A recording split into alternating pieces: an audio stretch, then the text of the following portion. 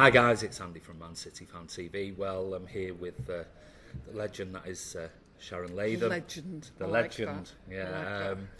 Otherwise known as Snapper Shaz, and you can find her on Twitter.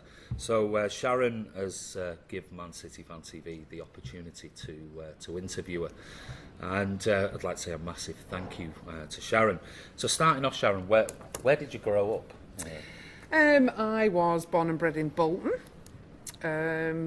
brought up in Horwich, right near where the good old Bolton Wanderers football stadium is now. And back in the day when I was younger, we were forced to go to football as kids, and To Bolton. To Bolton, yeah. We had to go and watch Bolton. As I grew up, I took an alliance and an allegiance to City because of a kid at school. Oh, really? Yeah, so got involved and loved City from being 11 years old up to secondary school onwards. So always been a City fan. Really? Yeah, always been a City fan. There you go. Obviously now you're a photographer. Mm-hmm. How did you get into photography? So when I was 8, unfortunately, my dad died when I was 8, and my dad was a mega keen photographer.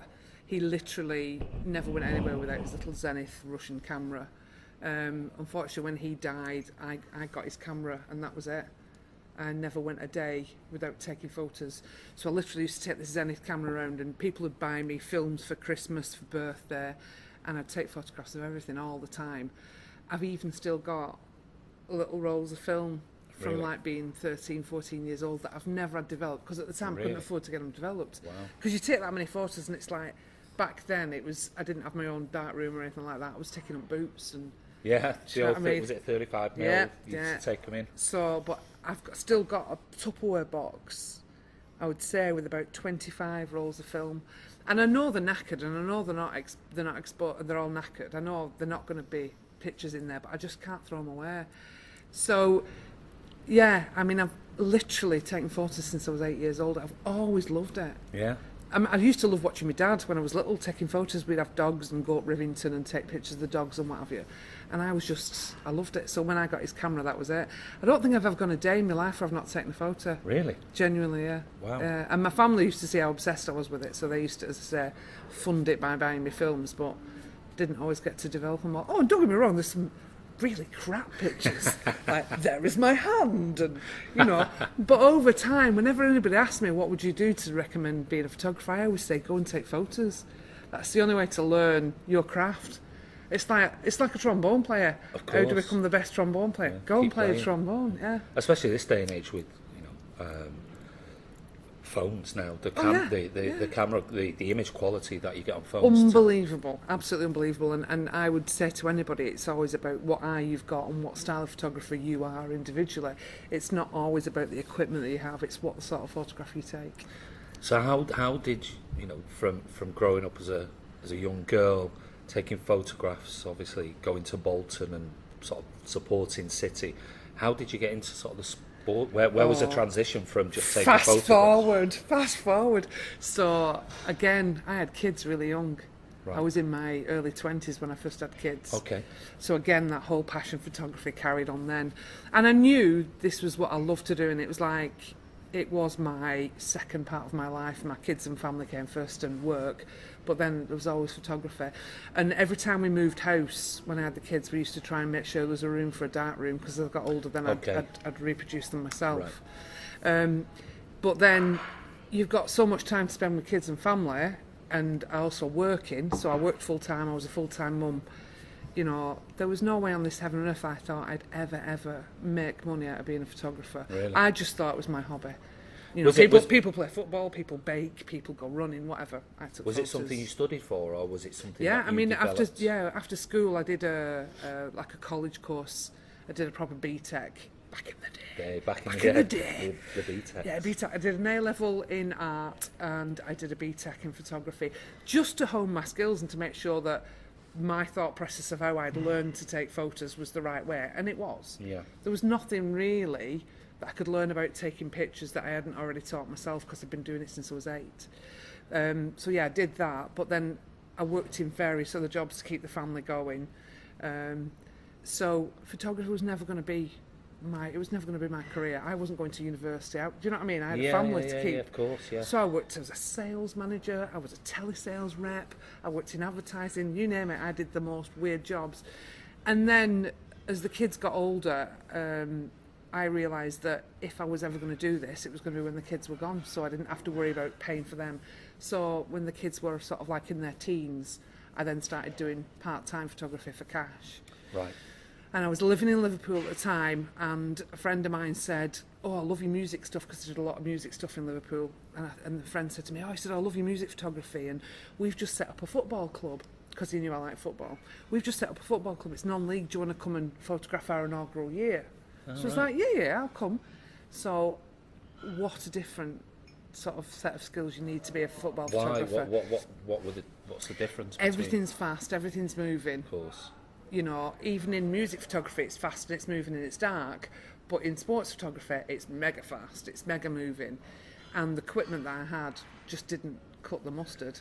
So I used to hire stuff, go and shoot games, and I really, really loved it. I really enjoyed it. So that first year, their inaugural year, AFC Liverpool, I shot all of their games. And we went to some of the most unbelievable places, because it was non-league. Of course. But it was like Blue Square. Yeah. Blue Square League.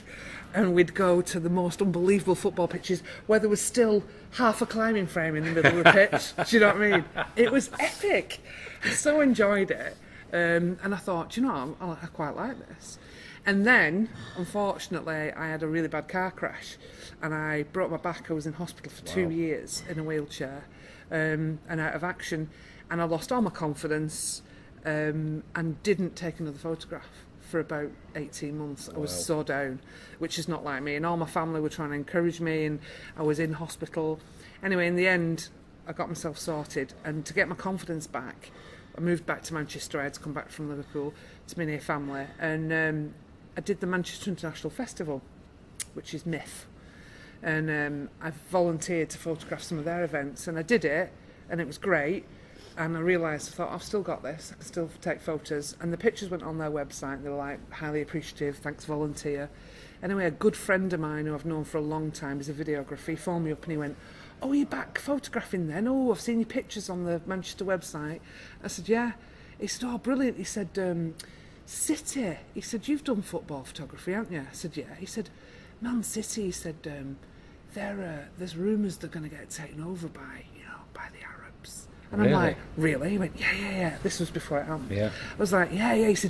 He said, "I could try and get you into a couple of games, see if you can freelance." And I was like, "Oh, I don't know." I said, "Not yet, no." Anyway, so what I decided to do then was put myself out as a freelancer to other clubs.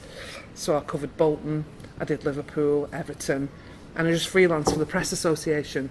And I thought, well, if I can get my confidence back doing that, and I did, and it was great. I made a few big cock-ups early on, especially didn't put an SD card in for a Bolton game once, but we've all been there, we've all done that. We'll talk about that. Hence why we're here again. Yeah, but anyway, did all that, phoned my friend back up and I went, "Is that offer still on?" He said, yeah. He said, "I'm doing freelance video stuff." He said, I'll put you forward. So I went and I made friends with a lot of the staff there, got on really well with them, and freelanced for a full season. I think it was 2008 season. 2008, 2009, so I was there 12 months. And then they said, "Look, we're going to need a full-time photographer, do you want to apply for the job?" So I said, "Yeah, all right." So I applied for the photographer's job along with 55 other photographers. Wow. And I got it. Big gig. Yeah, but my first ever non-football shoot for City, Chris Bailey is the content manager. You know Chris Bailey? Yeah, of course. Chris Bailey. MEN. Chris Bailey.